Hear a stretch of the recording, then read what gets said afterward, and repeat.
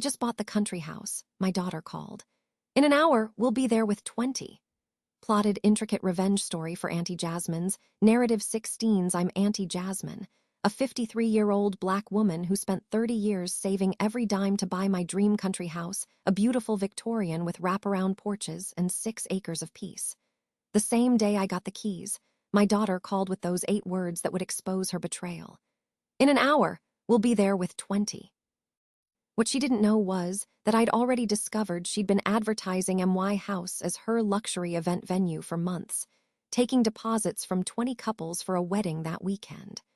By the time her clients arrived, the police were waiting, and my daughter learned that you don't steal from a woman who's survived everything I have.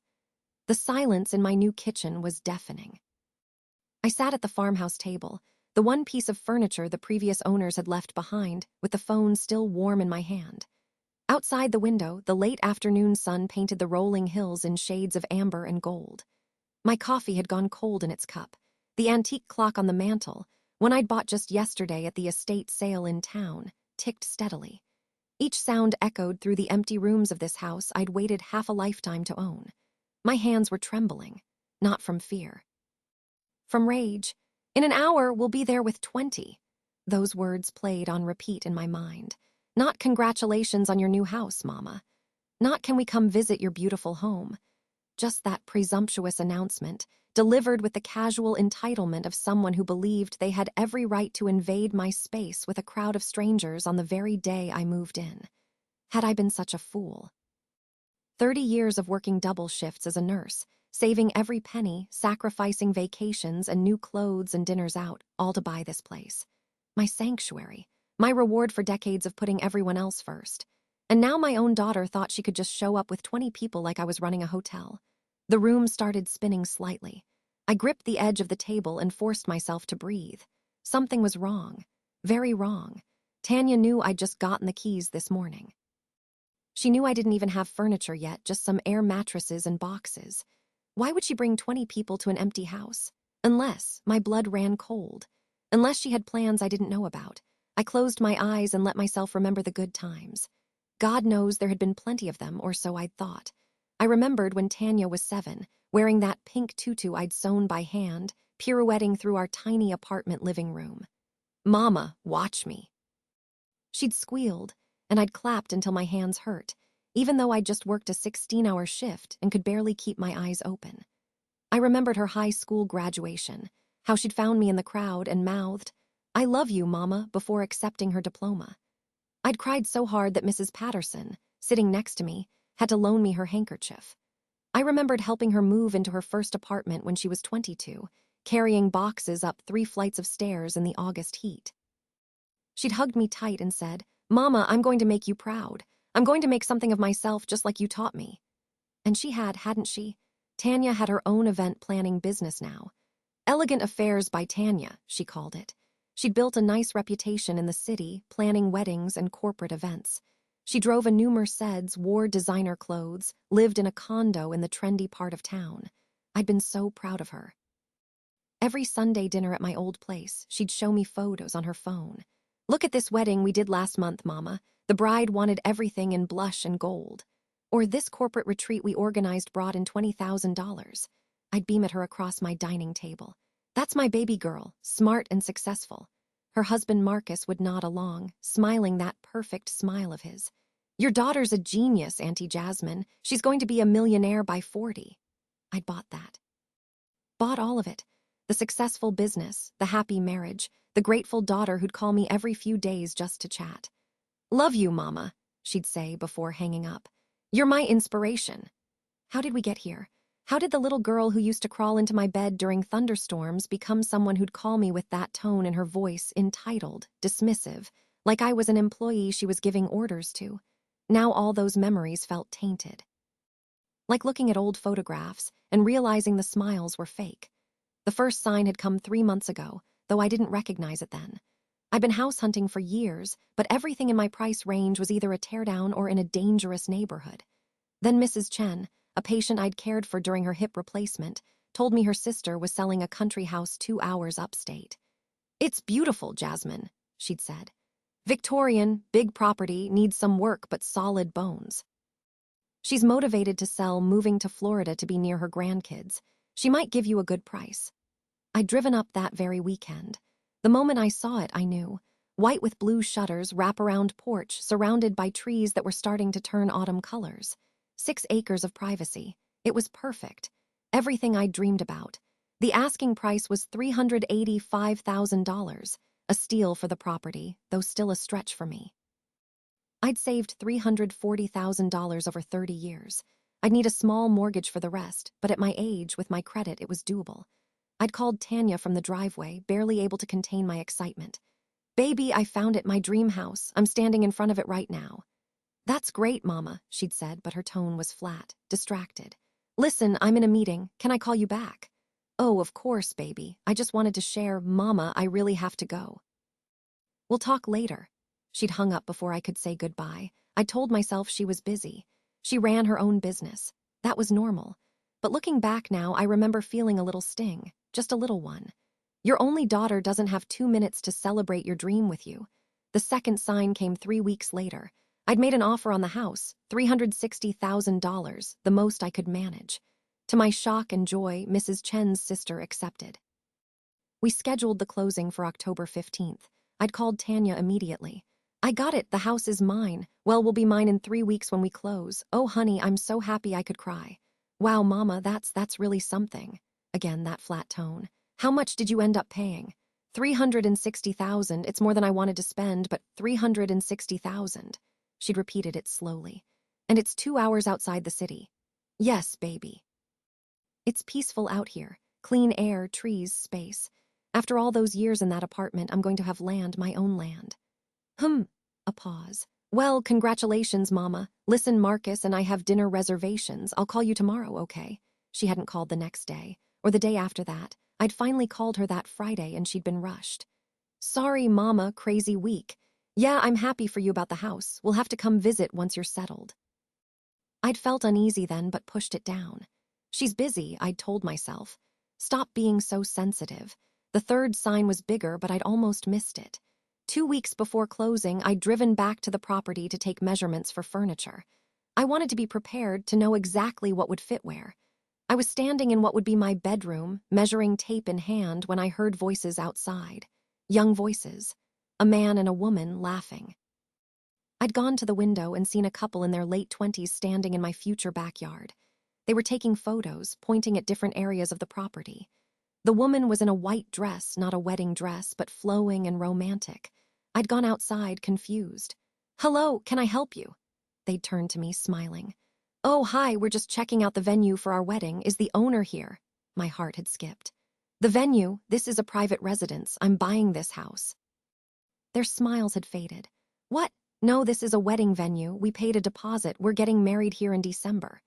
"I'm sorry, but there must be some mistake. I'm purchasing this property. It's been a private home for 60 years. It's not a venue." The woman's face had crumpled. "But we paid $5,000. We have a contract with Elegant Affairs by Tanya. She showed us photos, gave us a whole presentation. This is definitely the place. Look, I have the photos she sent." She'd pulled out her phone, showing me professional shots of the house and property. My daughter's company name, Elegant Affairs by Tanya. The room had started to spin. "I need to see that contract," I'd said, my voice coming from somewhere far away. "Right now." The man had pulled up an email on his phone. I'd read it, feeling sicker with each word. There was Tanya's business logo, her signature. A contract for exclusive use of the Victorian country estate for a December wedding. $5,000 deposit paid. Balance of $15,000 due 2 weeks before the event. $20,000. For my house. The house I hadn't even closed on yet. "There's been a terrible mistake," I'd managed to say. "I don't know how this happened, but this property is not available for events. You'll need to contact Elegant Affairs directly and get your deposit refunded immediately. I'm very sorry." The couple had left confused and angry, and I'd stood in my future living room with my heart pounding so hard I thought I might pass out. Tanya was renting out my house. My house. The one I hadn't even bought yet. I'd gotten in my car and driven straight back to the city. But instead of confronting Tanya immediately, something had stopped me. Some instinct honed by 53 years of living, of reading people, of surviving. If Tanya was doing this, it wasn't a simple mistake. It was planned. Calculated, and if she'd done it once, she'd done it more than once. I needed to know everything before I made my move. That night, I'd sat in my apartment with my laptop and searched for my daughter's business. The website was professional, slick. There were galleries of past events, testimonials, a booking form, and then I'd found it. At the bottom of the venue page, there was a new listing. The Victorian Country Estate, opening December 2024. The photos were of my house, my property. The description talked about rustic elegance, 6 acres of privacy, perfect for intimate weddings and corporate retreats. The rental price? $20,000 for a weekend event. I'd clicked through to a calendar. December had 2 bookings. January had 3. February through June were half full. Someone, my daughter, had been taking deposits and booking events at my house for months. I'd done the math in my head, my hands shaking. If she'd averaged even 2 bookings a month since listing it, and taken $5,000 deposits, my daughter had stolen at least $50,000 using my property, maybe more. Let me explain something, I'd said out loud to my empty apartment. Let me explain exactly what kind of fool she thinks I am. The next morning, I'd called my friend Patricia, who'd been my nursing supervisor for 20 years before retiring. Patricia was smart, no nonsense, and most importantly, discreet. Pat, I need your help with something bad. We'd met at the small cafe near my apartment, the one where we'd had lunch every Friday for 2 decades. I'd slid my laptop across the table and shown her everything. Patricia had gone quiet, her brown eyes hard. Baby girl, she'd finally said. She always called me that even though I was only 5 years younger. Your daughter is committing fraud. Multiple counts.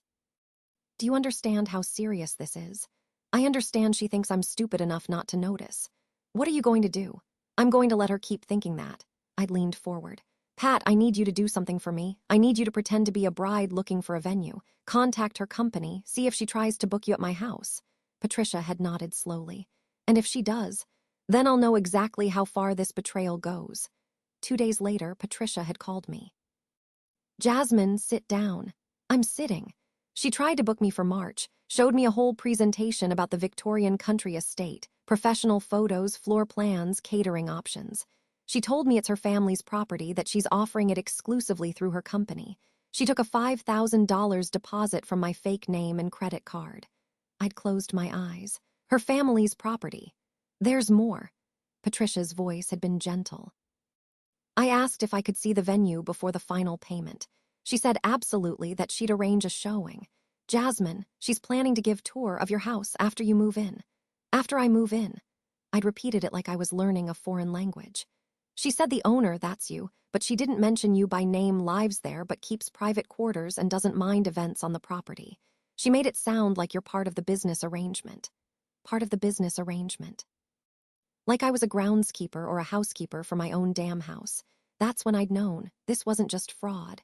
This was a complete fantasy my daughter had built, and I was apparently just a supporting character in it if I was in it at all.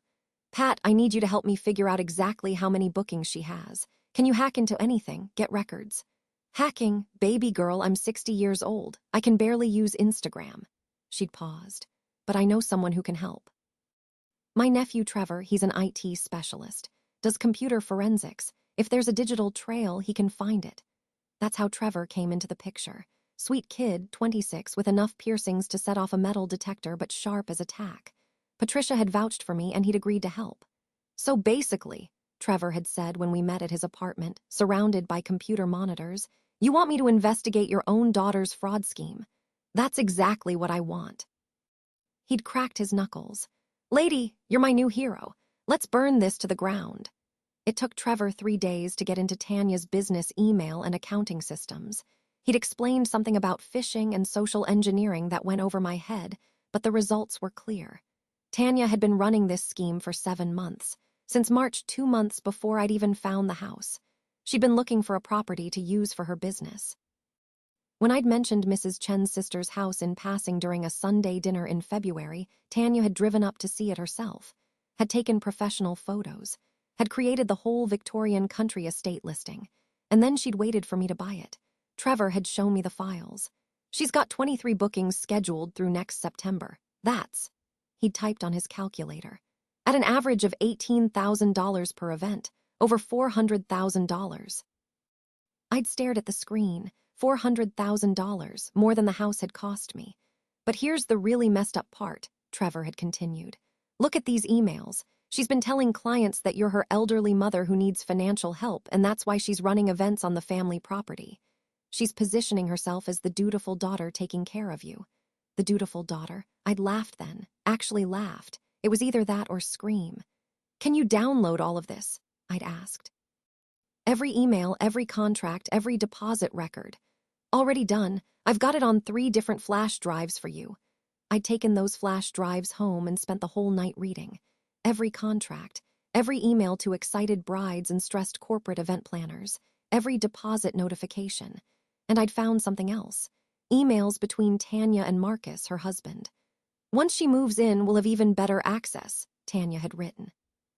She'll be there to let vendors in to handle day of logistics. She just doesn't know it yet. Marcus had replied. Babe, you're a genius. Free property management. Your mom's going to make us rich. Free property management. I was going to be their on-site employee, in my own house, without knowing it. The plan was clear. Tanya was going to let me move in, let me get settled, and then start showing up with vendors, with clients, with wedding parties. And what was I going to do? Kick out a bride on her wedding day. Refuse to let decorators set up when they'd paid $20,000.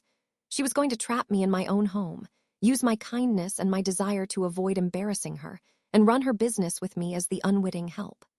The pure audacity of it took my breath away.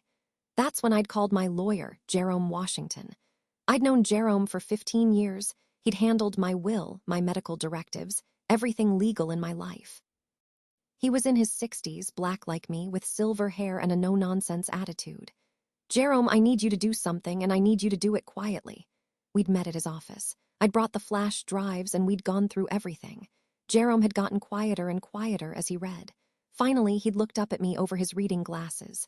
Jasmine, this is criminal fraud, wire fraud potentially. You could have her arrested right now. I don't want her arrested right now. Then what do you want? I'd leaned back in my chair. I want her to think she's getting away with it right up until she can't. Jerome had smiled, actually smiled. Now you're talking my language. What did you have in mind? We'd planned it meticulously. Jerome would file paperwork quietly, document everything, prepare legal proceedings, but we wouldn't act yet. Let her hang herself, Jerome had said. Let her commit to this completely. The more evidence, the stronger our case. I'd also called my friend Detective Sharon Mills. Sharon and I had gone to high school together back when the world was different and we were young and stupid. She'd become a cop, I'd become a nurse. We'd stayed close. Sharon, I need some advice off the record. We'd met at her house away from the precinct. I'd showed her everything. Sharon had sighed. Jas, this is bad, real bad. Your daughter's looking at serious jail time if you press charges. If I press charges? Are you going to? I'd thought about that. About Tanya as a little girl, spinning in that pink tutu. About all the years I'd loved her, raised her, sacrificed for her. Then I'd thought about those emails. Her elderly mother who needs financial help. Free property management. She just doesn't know it yet. Yeah, I'd said. I'm going to press charges, but not yet. Sharon had nodded. What do you need from me? I need you to be ready. When the time comes, I need this to be airtight. She'd reached across and squeezed my hand. Consider it done, Auntie J. The closing had gone smoothly. October 15th, I'd signed papers and gotten keys to my dream house. I texted Tanya a photo of me in front of the house holding the keys. Congratulations, Mama, she'd texted back. Happy for you.